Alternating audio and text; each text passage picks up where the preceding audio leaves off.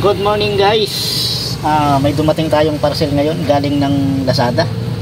Ang nag-deliver ay Plus Express.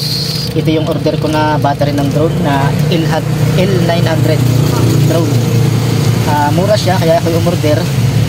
Sa iba ay nasa 1,000 ang battery. Nabili ko lang siya ng kulang-kulang 500. Sana legit. Unbox na natin. Tingnan natin ng laman ng plastic na ito. Wala tayong lalagyan ng cellphone kaya hawak lang ito. Safe. Safe na safe.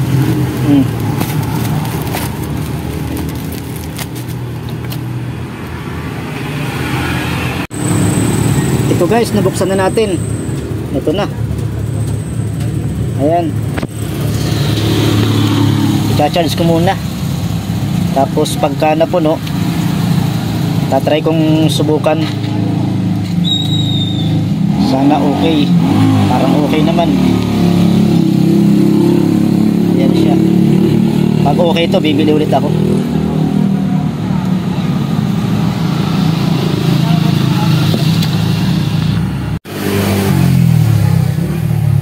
Charge muna natin itong battery para ma-full charge, tapos mamaya itatry nating paliparin yung drone.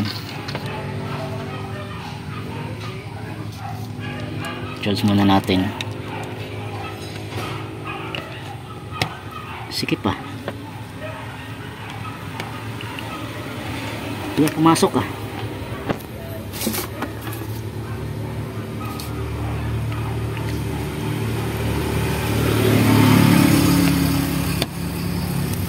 Ayun, pumasok. Yun. Ayun, nagcha-charge. Pumula yung charging light. Antay lang nating mapuno. Ayan. Full charge na yung ating battery ng drone. Ito yung ating drone nga pala. Ayan. Yung dalawang battery na nakalagay dyan, tinanggal ko na. Sira naman na yun. Ito naman ang ilalagay natin dito. Yan. Tatry natin paliparin maya maya.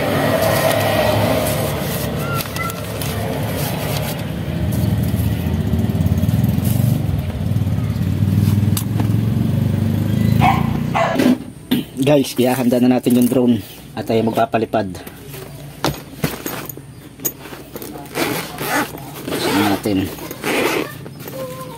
Hindi na tayo makatiis. Mamayang hapon ko pa sana balak ipalipad to, kaya lang walang time. Babantay tayo ng tindahan, kaya ngayon natin paliliparin habang nagpapahindag. Dahil kakakain lang natin, tayo magpapalipad ng drone.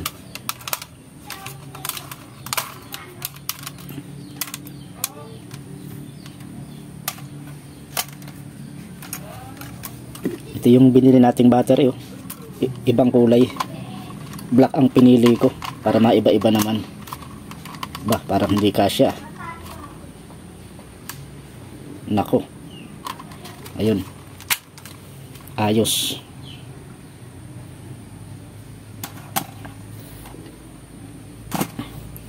Doon tayo sa labas. Ito yung ating pansamantalang helipad.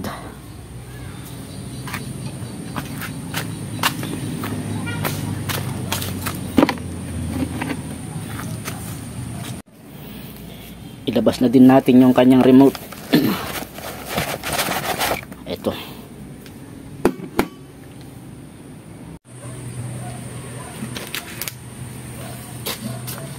Guys, i-on na natin itong aircraft. Ayan. Tumunog na. Tapos itong remote, i-on na rin natin. Ayan. Tapos i-connect natin dito sa remote yung drone.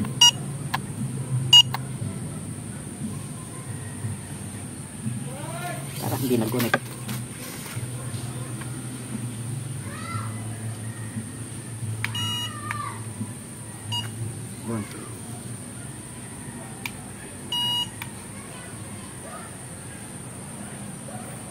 Calibrate natin.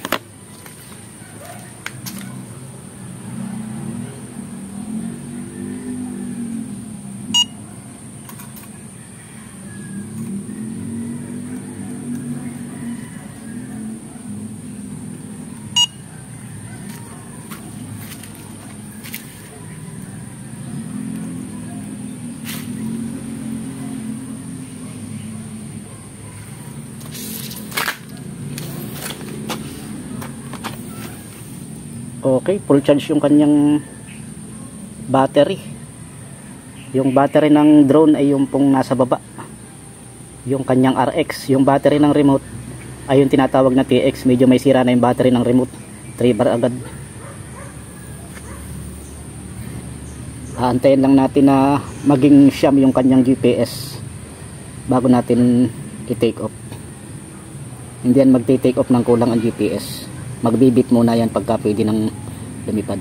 Yun, pwede na. Unlock na natin siya para umikot na yung kanyang propeller. Yun.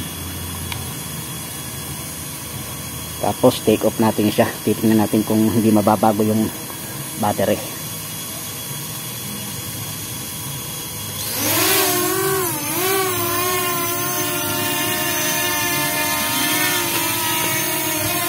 Ayos, legit. Yung battery niya hindi pa nababawasan. Yun, maganda ang battery. Okay, i-connect na natin yung camera ng drone sa ating cellphone. Kaya ito, take off tayo. Medyo naninibago tayong magpalipad. Ayan, medyo magalaw talaga ang camera nito dahil walang gimbal or stabilizer. Yan yung dalawang panel ko sa bubong. Ayan, isang 80 watts at saka isang 20 watts.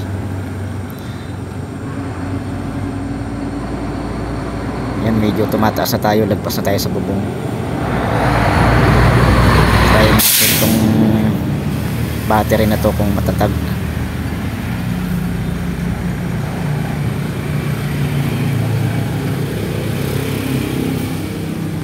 Sobrang lakas ng hangin, sobrang likot ng drone, kaya yanong galaw din ng camera. Taas pa tayo.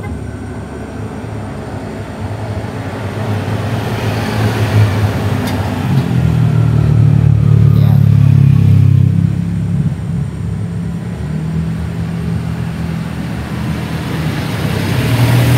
Ayan na yung kalsada.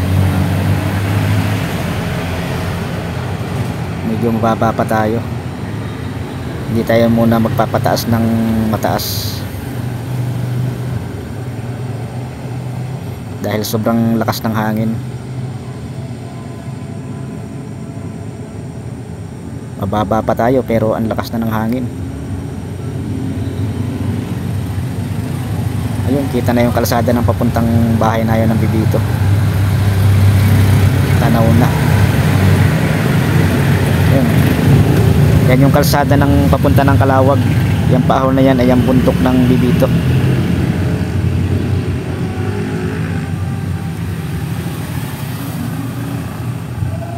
Wow, ito yung tubigan. Lakas talaga ng hangin.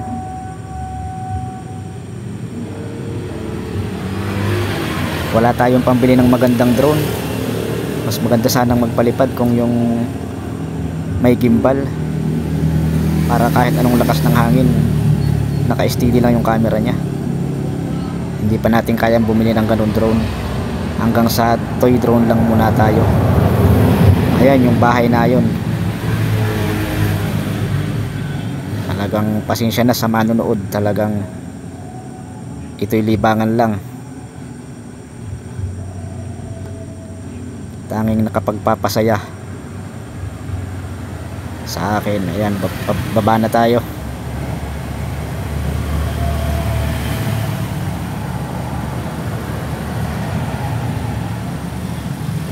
Masyadong mainit ang panahon, katanghalian tapat.